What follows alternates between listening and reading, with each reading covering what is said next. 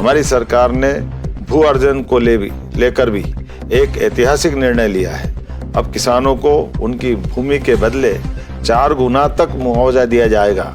यह निर्णय किसानों के अधिकारों की रक्षा और उनके भविष्य को सुरक्षित रखने के प्रति हमारी प्रतिबद्धता को दर्शाता है। सच में आज यह सिर्फ निर्णयों की सूची नहीं बता रहा हूँ, बल्कि उस विश्वास पर आपसे मैं बात कर रहा हूँ जो हमारी सरकार और किसानों के बीच मजबूत हो रहा है। सिंचाई सुविधाओं का विस्तार, फसल विविधीकरण को बढ़ावा देना, आधुनिक कृषि तकनीकों का प्रसार, इन सभी क्षेत्रों में हम निरंतर आगे बढ़ रहे हैं। किसान हमारी अर्थव्यवस्था की रीढ़ है। ऐसे में देश में पहली बार ऐसा हो रहा है कि मध्य प्रदेश सरकार ने दलहन फसल, उड़द और तिलहन फसल सरसों के उत्पादन को बढ़ावा देने के लिए बड़ा कदम उठाया।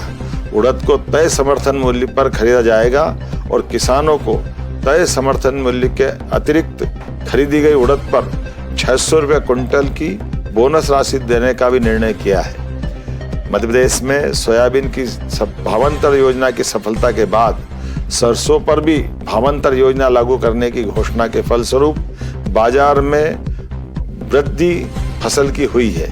ये बताता है कि किसानों को सरसों का दाम MSP से भी ऊपर अगर मिल रहा है तो ये भावांतर योजना की सफलता का परिणाम है।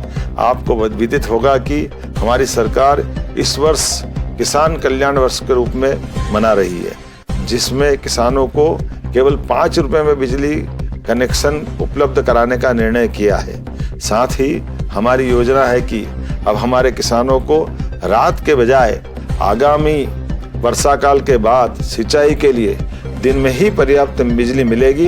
ये प्रयास हमारा है और ये घोषणा भी हमारी है। कृषक मित्र योजना में 90% सब्सिडी पर किसानों को सोलर पंप देश में पहली बार हमारे प्रदेश मध्य प्रदेश में दिए जा रहे हैं, जिससे किसानों के मामले में किसानों की आय बचे, आय बढ़े, किसान आत्मनिर्भर बने। प्रदेश को मिल्क कैपिटल बनाने की दिशा में भी हमारी सरकार निरंतर नवाचारों के साथ आगे बढ़ रही है।